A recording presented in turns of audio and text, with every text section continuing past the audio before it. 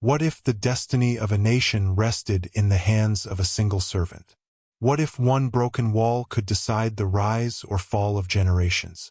In the heart of Persia, where kings commanded empires with a whisper, one man carried a secret that could cost him his life. A secret of a fallen city, a forgotten people, and a future hanging by a thread. His name was Nehemiah, a cupbearer bound by duty, yet haunted by a city in ruins. But when news arrived that Jerusalem's walls still lay shattered, vulnerable, disgraced, defenseless, something inside him broke. A man trusted with a king's life now risked his own for a nation that barely remembered its identity. Why would a servant challenge an empire? Why would enemies unite just to stop one man?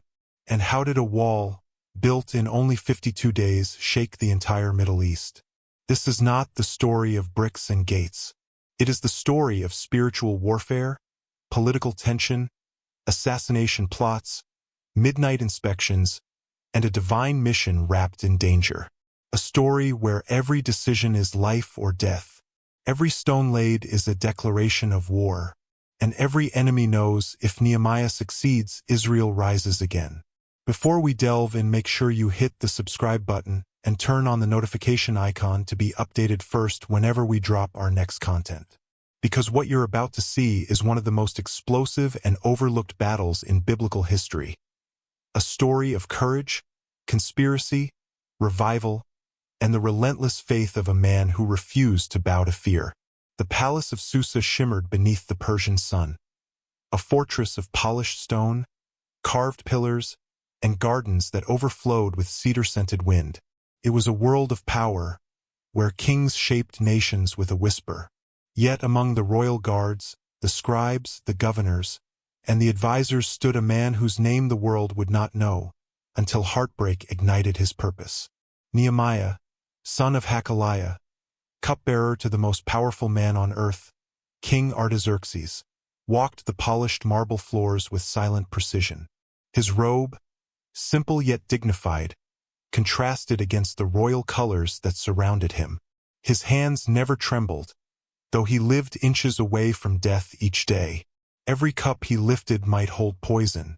Every sip he tasted for the king could cost him his life. That was the weight of his office, loyalty measured in breaths and heartbeats. Yet on this day, even the grandeur of Persia could not silence the ache forming in his chest.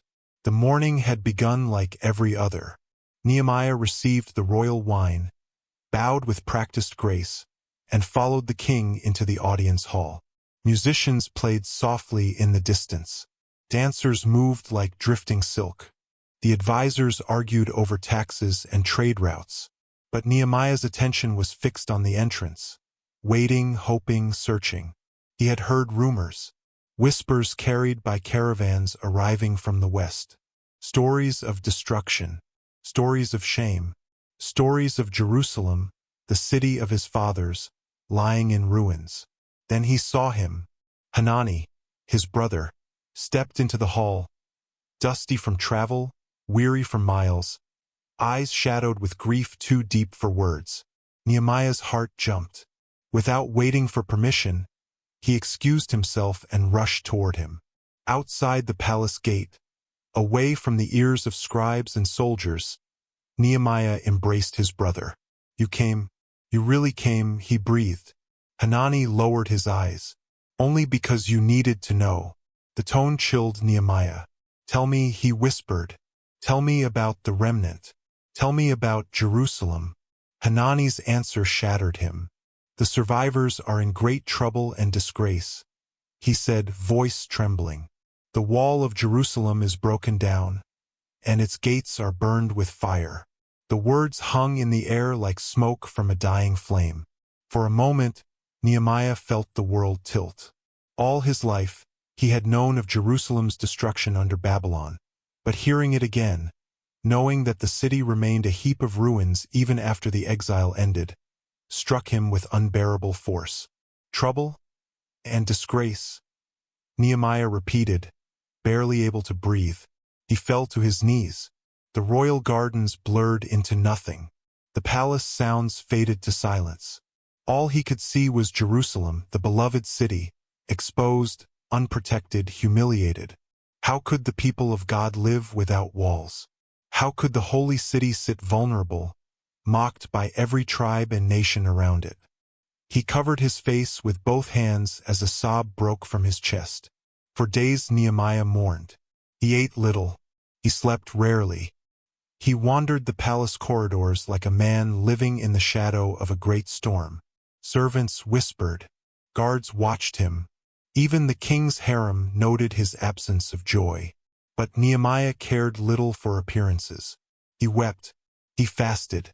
He prayed. Night after night, he knelt alone in his chamber, the oil lamp flickering against the stone walls, as he poured out his soul. "O Lord God of heaven," he cried, "you who keep covenant and mercy, hear the prayer of your servant." Tears fell onto the floor as he confessed the sins of Israel, including his own. He prayed for forgiveness, for restoration, for mercy over a broken city and a broken people. But most of all, he prayed for opportunity. He prayed that God would grant him favor before the king, a request so bold that it frightened him. How could a cupbearer, a servant, ask a king to rebuild a conquered city? It bordered on treason, could cost him his life. Yet the burden weighed heavier than fear. Weeks passed. Nehemiah returned to his duties, but the sorrow would not leave his face. He tried to hide it. Persian kings accepted no sadness unless it benefited the throne. But grief has a way of leaking through the eyes, the voice, the posture. And the day finally came when Nehemiah could hide it no longer. It was winter. The king sat in the enclosed colonnade, warmed by braziers of glowing coals. Queen Damaspia sat beside him, listening to the courtiers recite tales of conquest. Nehemiah stepped forward with the royal cup, bowing low. But as he handed the cup to Artaxerxes, the king's gaze narrowed. "Nehemiah," he said slowly, "why does your face look so sad when you are not ill? This can be nothing but sorrow of heart." The hall fell silent. Every eye turned to Nehemiah. Fear seized him. His knees trembled. He felt the cold breath of death on the back of his neck. Then, in that fragile moment, he prayed. Just one silent, desperate sentence. And when he lifted his eyes, his destiny began. "What is it you want?" the king asked. Nehemiah drew a breath, long, steady, courageous. "Send me," he said. "Send me to Judah, to the city of my fathers, that I may rebuild it." The words struck the room like a thunderclap. No servant had ever spoken so boldly. No cupbearer had ever asked for so much. Yet the king did not shout. He did not condemn. Instead, Artaxerxes leaned forward and listened. And with that, the story of restoration began. The throne room of King Artaxerxes was not a place where men made bold requests. It was a place of absolute power, where governors bowed low, generals trembled, and even nobles measured every word with caution. To speak wrongly was to die quickly. To speak boldly was to die faster. Yet Nehemiah had spoken. "Send me to Judah," he had said, "to the city of my fathers, that I may rebuild it." The words still echoed across the marble pillars. Advisors froze mid-breath. Royal guards stiffened. Even the queen tilted her head in surprise. For a moment, Artaxerxes simply stared at him, his expression unreadable, his fingers lightly tapping the arm of his throne. Nehemiah could feel the tension gripping the entire room. His palms grew slippery. A bead of sweat crawled down his spine. He had stepped beyond the boundary of a servant. He had asked for a mission that could be misinterpreted as rebellion. Rebuilding a conquered city could appear as resistance. Every heartbeat was a lifetime. Then the king finally spoke. "How long will your journey be?" His voice was steady, unthreatening, almost curious. Nehemiah exhaled softly, a breath he didn't realize had been holding. The question alone meant mercy. It meant consideration. It meant possibility. Carefully, he answered, giving the king a reasonable time frame and assurance he would return to serve. Artaxerxes nodded. "Very well. You may go." Nehemiah felt his knees weaken. Permission had been granted, but destiny was not yet secured. So he dared again. "If it pleases the king," Nehemiah continued, his voice steadier now, "may letters be given to me, for safe passage through the provinces west of the Euphrates?" Artaxerxes leaned back. "Granted." Nehemiah swallowed. There was one more request, the boldest of all, and a letter to Asaph, keeper of the royal forest, that he may give me timber, to make beams for the gates, for the wall of the city, and for the house I will occupy. Silence once again. The queen shifted slightly. Guards exchanged glances. Asking for military wood from the royal forest was no small matter. It meant Artaxerxes wasn't just allowing the mission, he was funding it. But the king, after a moment, gave a single nod. "All shall be provided," he said. "You will have what you need." Nehemiah bowed deeply, his forehead nearly touching the floor. Inside, his spirit trembled with awe. "The good hand of my God," he whispered, "was upon me." Within days, the royal scribes crafted letters marked with the king's seal, authority no one could question. Soldiers loaded supplies.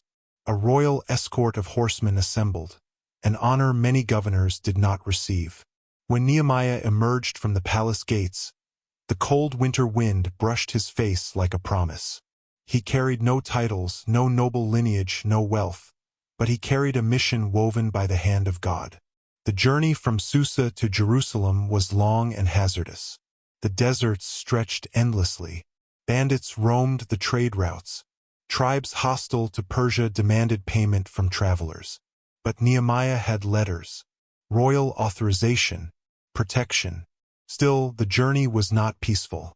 In the lands of the Trans-Euphrates, whispers followed him.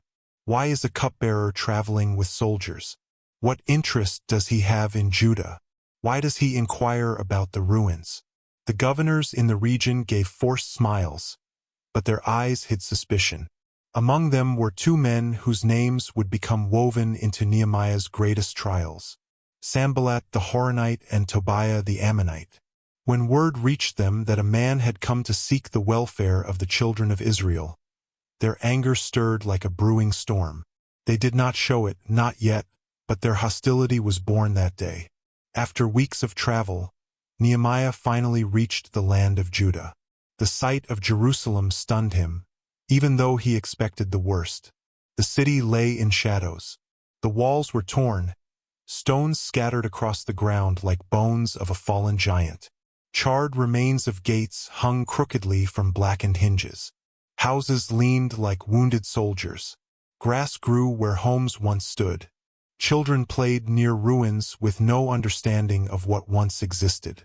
The people greeted him with cautious respect. They had heard whispers of a man sent by the king, but they had seen many promises rise and fall like broken pillars. Nehemiah offered no speeches. Not yet. For 3 days he rested, listened, and watched. He did not reveal his mission to anyone. Not the priests, not the nobles, not the officials. Wisdom told him that the true state of a city cannot be seen in daylight alone. So one night, he rose quietly, taking only a few trusted men with him. No trumpets, no torches to announce his presence. Only the faint moonlight guided him. He mounted a horse and rode out through the valley gate. There, in the silence of midnight, he inspected the ruined walls himself. He walked through shadows, stepping over shattered stones and burned beams. The hooves of his horse clicked against rubble. The smell of old smoke lingered. Foxes darted through broken towers. The night wind whispered across the desolate landscape like a lament. Every section of wall he saw tightened the ache in his heart. "This is our shame," he murmured. "This is what we have become." At one point the rubble was so thick that his horse could not pass. He dismounted and climbed over with his hands. No guard, no elder, no resident knew what he was doing. He needed truth, raw, unfiltered truth, before he spoke. The revelation. When morning came, Nehemiah called the leaders of Jerusalem together. Priests, craftsmen, elders, heads of families, even those who lived in houses made from the stones of the old walls. They gathered in uncertainty. Nehemiah stepped forward, calm, resolute, eyes burning with purpose. "You see the distress we are in," he began. "Jerusalem lies waste. Its gates are burned. Its honor is gone." They listened, silent, weighing his words. "Come," he said finally, voice rising like a trumpet call. "Let us rebuild the wall of Jerusalem, that we may no longer live in disgrace." Then he told them of the king's favor, the letters, the timber, the royal escort, the provision of heaven. And for the first time in years, the people believed. They lifted their heads. Their eyes brightened. Hope, fragile but real, stirred like a flame. "Let us rise up and build," they shouted. And at that moment the rebuilding of a nation began. The morning sun rose over Jerusalem, casting long shadows across the shattered stones and blackened gates. But for the first time in decades, the ruins did not feel abandoned. They felt alive, humming with the energy of a people whose hope had finally awakened. Nehemiah stood at a high point overlooking the city, the wind tugging at his robe as he watched families gather. Men, women, young boys, and even elderly craftsmen arrived with tools in hand. Hammers, chisels, axes, baskets for rubble. Their faces carried fatigue from years of discouragement, yet something stronger glowed behind their eyes now: determination. It had begun, the rebuilding of Jerusalem's walls. Nehemiah wasted no time. Experience had taught him that passion without structure collapses like an unsupported tower. So he divided the massive wall into sections and assigned specific families, clans, and guilds to each. The priests built near the sheep gate. Goldsmiths worked next to merchants. Fathers labored alongside sons. Perfume makers, unused to hard labor, tightened their belts and took their places. What amazed Nehemiah most was the unity. These were people who had once survived on fragments of hope. People long mocked by enemies. People who had forgotten the feeling of national strength. Yet as he directed the teams, Nehemiah saw something rise in them: pride, purpose, identity. He walked from section to section, observing their work. "Strengthen that beam," he told one builder. "Shift the stones there," he instructed another. "Good work, continue," he encouraged a group of youths piling rubble into baskets. He knew every name, every family, every weakness, every strength. His leadership was not distant, it was personal. By midday, the once silent city was filled with the sound of rebuilding. Hammers clacking, chisels ringing, voices calling instructions, and the rhythmic thud of stones being set into place. Dust rose like a cloud of victory. Jerusalem was breathing again. The most symbolic parts of the wall reconstruction were the gates. The sheep gate, the fish gate, the old gate, the valley gate, the dung gate, the fountain gate. All lay in ruins, nothing but charred wood and collapsed hinges left behind. But now new beams, fresh timber from the king's forests, were being lifted by teams of sweating men. The sheep gate was the first to stand. Priests, unused to such physical labor, wiped sweat from their foreheads as they positioned the heavy wooden frame. It was slow work, but every inch gained felt like reclaiming a lost inheritance. "Hold it steady," cried Eliashib the high priest as the timbers tilted. "Lift, lift," shouted the men beside him. At last, with one final strain, the gate rose upright. A cheer burst from the workers around them. Even Nehemiah felt his heart surge. It was not just a gate rising, it was a declaration, a message to every mocking tribe. Jerusalem is rising again. Soon after, the fish gate followed, then the old gate. Nehemiah oversaw each one, inspecting the beams, directing the craftsmen, ensuring every hinge, bolt, and support stone was perfectly aligned. The walls were beginning to form lines again, no longer heaps of rubble, but outlines of restored strength. One of the most remarkable parts of the rebuilding was that it wasn't done by soldiers or elite builders. It was done by the common people. Merchants rolled up their sleeves. Mothers carried baskets of rubble to clear pathways. Young boys fetched water for exhausted workers. Entire families worked side by side.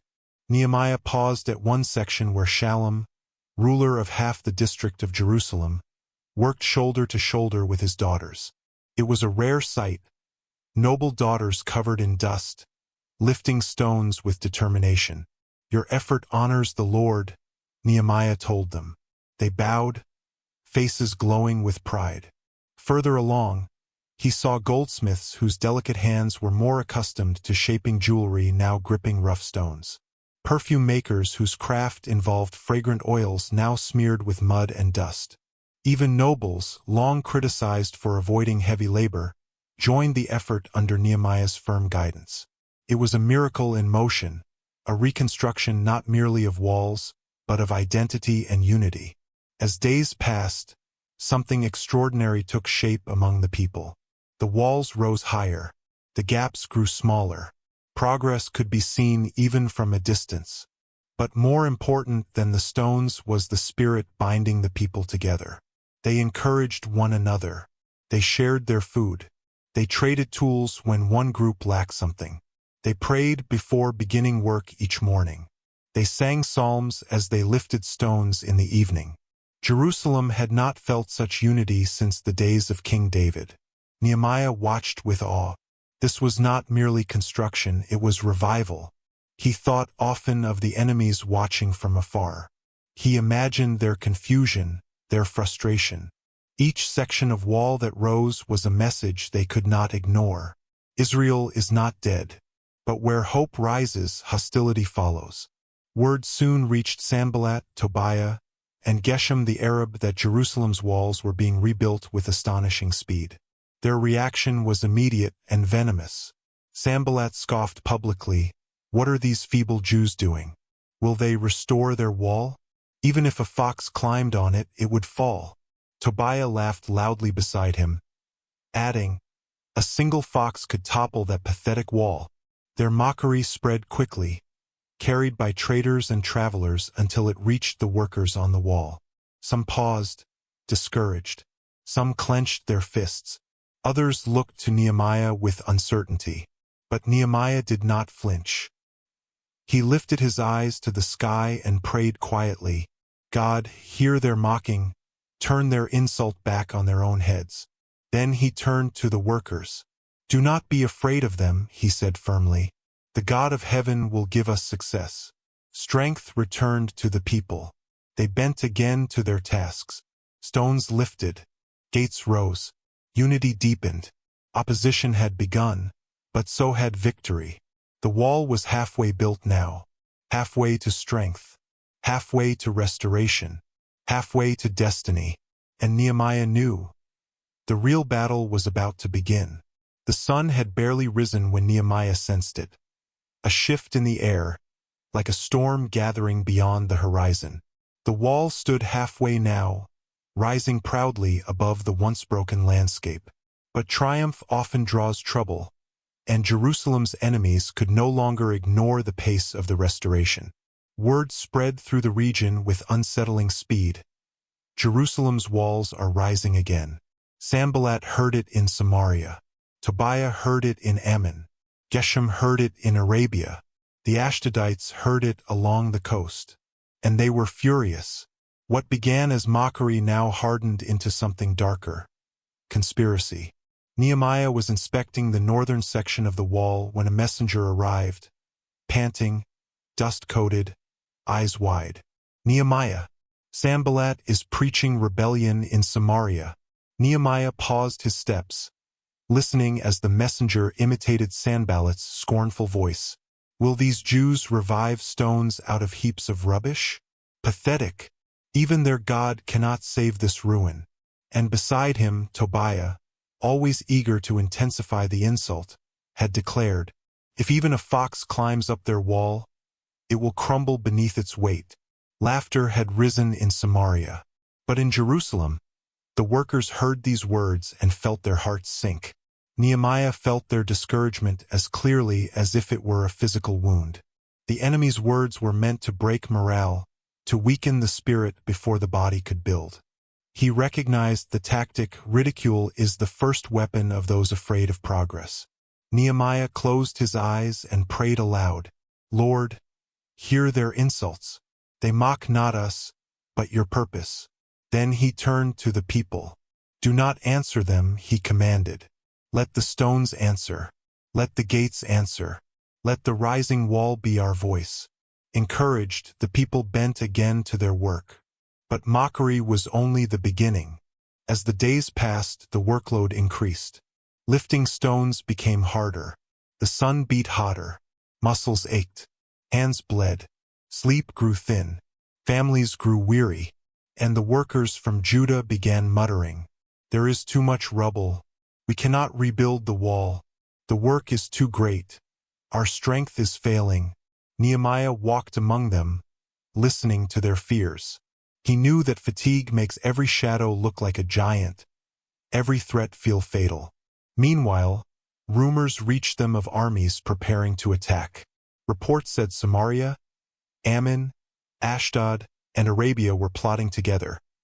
A rare alliance united only by their hatred of Jerusalem's rising strength. The people's fear thickened like dust in the air. What if they attack us while we work? What if we die before the wall is done? What if the king hears and abandons us? Fear is a poison, silent, invisible, deadly. But Nehemiah had an antidote. He gathered the people, stood upon a half-built tower, and lifted his voice. Do not fear them. Remember the Lord, great and mighty. Fight for your families, your sons, your daughters, your wives, your homes. The words struck them like a spark to dry wood. Courage ignited again. Nehemiah had been a cupbearer in Persia, but he had the mind of a strategist. If the enemy planned to attack, then Jerusalem would be ready. He divided the workers into two groups. Half worked on the wall. Half stood guard with spears, shields, and bows. Those who worked carried tools in one hand and weapons in the other. Even the builders wore swords strapped to their sides. The sound of the work changed, no longer only the ring of chisels and the thud of stones, but the clinking of metal, the shuffle of watchful feet, the distant call of sentries. Nehemiah himself carried a trumpet-bearer by his side at all times. If you hear the trumpet, he told the people, rally to me. Our God will fight for us. These were no longer simply builders. They were defenders, guardians of a rising nation. Sanballat's spies, watching from afar, were stunned. They had expected fear, retreat, surrender. Instead, they saw armed unity. Opposition had strengthened Jerusalem. Each day, the people worked under a burning sun. Each night, they slept in their clothes, weapons at hand. No one returned to their homes outside the city. No one rested without a sword nearby. No one allowed the enemy even a moment of opportunity. Nehemiah set guards at every gap in the wall. Young men patrolled the watchtowers. Elders took shifts at the gates. Women prepared food for the soldiers and water for the workers. The city became a hive of vigilance. Nehemiah barely slept. He walked the perimeter of the wall through the night, lantern in hand, offering quiet words of courage. Be steadfast. God is with us. The dawn is near. Hold the line. He saw fear in their faces, but he also saw determination. And that mixture, he knew, was the birthplace of victory. When mockery failed, when threats failed, when conspiracy failed, Sanballat attempted something far more sinister.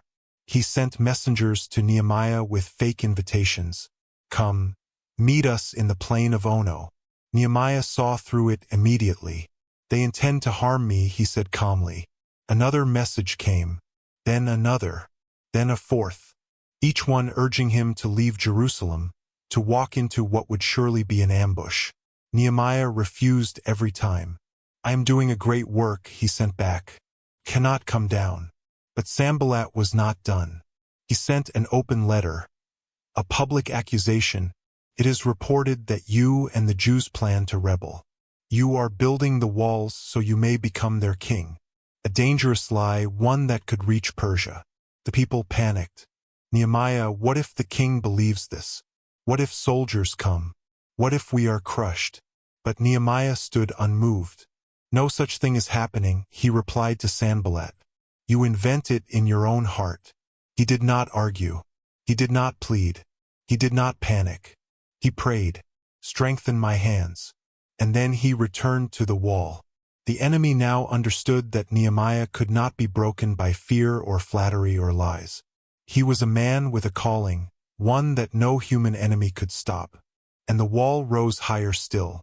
The wall was now close to completion. The gaps had shrunk, the towers had risen, and the gates stood strong like sentinels awakened from centuries of sleep. But Nehemiah knew that an unfinished wall attracts as many enemies as a broken one. The opposition was desperate, cornered, and willing to do anything to stop the restoration. Yet even in this storm of external threats, another danger was quietly rising within Jerusalem, one that could destroy the nation from the inside. One morning, as Nehemiah inspected the workers, a delegation approached him. Eyes tired, clothes worn, voices trembling with frustration. "Nehemiah," one man pleaded, "we cannot continue like this." Another added, "We mortgaged our fields to buy grain during the famine. Now our own countrymen demand interest. We are selling our sons and daughters into servitude just to survive." Nehemiah froze. Interest, slavery, oppression from their own nobles? The wall outside was rising, but the walls of justice inside were cracking. A fire surged in his chest. He gathered the nobles, the wealthy, the landowners, the influential, and faced them. "How dare you demand interest from your own brothers?" He thundered.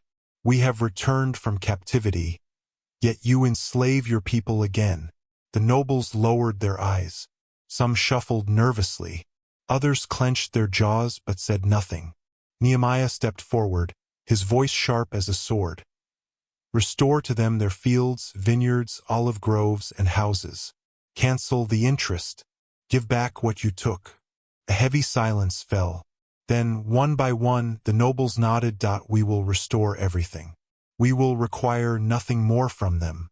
Nehemiah did something rare for a leader. He brought the priests and forced the nobles to take an oath before God. "I shook out the fold of my robe," Nehemiah later wrote, "and declared that God would shake out anyone who failed to keep this promise." That day, justice returned to Jerusalem. The people breathed again. The unity deepened. The wall on the outside rose only because the walls of righteousness were restored on the inside. Once the nobles made their vow, word spread quickly across the city. Fields were returned.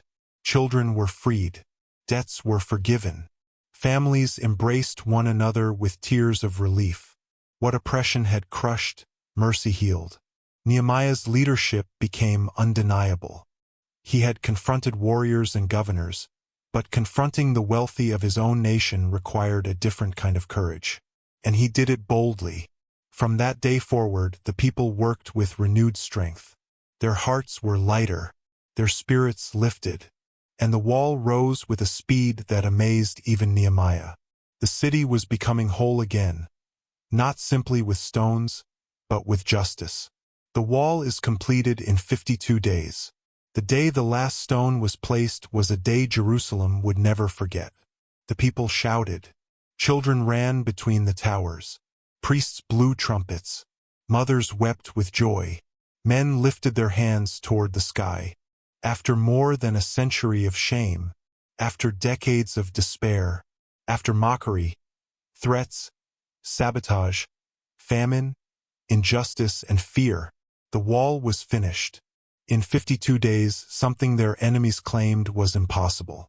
Sanballat and Tobiah received the news with disbelief.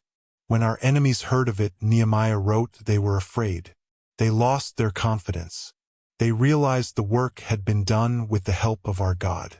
The city that once lay in ruins now stood guarded and glorious.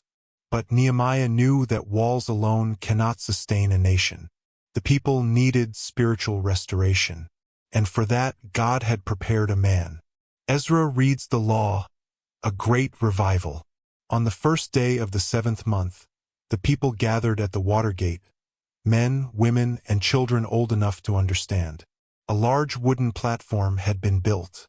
On it stood Ezra the scribe, a man devoted to the law of Moses. When Ezra opened the book of the law, the entire crowd rose to their feet. Ezra blessed the Lord. The people lifted their hands and cried, "Amen, Amen." Faces fell to the ground in worship. Then Ezra read from morning until midday. Levites moved among the crowd, explaining the meaning of each passage so that everyone understood. As the words sank into their hearts, the laws, the commands, the history, the covenant, the people began to weep. They wept for their failures, for their neglect, for their generations of disobedience, for how far they had fallen. But Nehemiah stepped forward, raising his voice above their tears. "This day is holy. Do not mourn. Do not weep." He smiled for the first time in months. "The joy of the Lord is your strength." The people dried their tears. They shared meals. They celebrated. They rejoiced in the rediscovered word of God. Revival had begun. The covenant renewal. A few weeks later, something remarkable happened. The leaders, priests, Levites, an entire assembly came together to make a solemn covenant with God. They wrote it down. They sealed it. They promised to obey the law of Moses. They vowed not to intermarry with pagan nations. They pledged to keep the Sabbath, give offerings, support the temple, and live righteously. It was a renewal of identity, a return to purpose. Nehemiah stood among them, watching a nation reborn. The walls were now strong. The gates were secure. The people were united. The covenant was restored. Jerusalem, once mocked, broken, and desolate, now stood as a testimony of God's mercy and one man's relentless faith. Nehemiah had arrived in tears. He had rebuilt amid fear. He had led through danger. He had restored justice and revived a nation. And when the covenant was sealed, Nehemiah realized something deeply humbling. He had not rebuilt a wall. He had rebuilt a people. Before we continue to our next ancient Bible documentary, I want to speak directly to you. Yes, you watching this right now. If you love deep biblical stories, empires that reveal the hidden stories, the forgotten heroes, and the mysteries most people never talk about, then make sure you hit that subscribe button. Because more powerful stories are coming. Stories that will shake your understanding, challenge your thinking, and strengthen your faith. And if you want to go even deeper, to unlock exclusive behind-the-scenes content, early access to episodes, character breakdowns, unseen research, and members-only documentaries, then click that join button and become a member of this growing family. Your support helps this channel create more high-quality, cinematic Bible documentaries every week. Join the community. Support the mission. Be part of something bigger.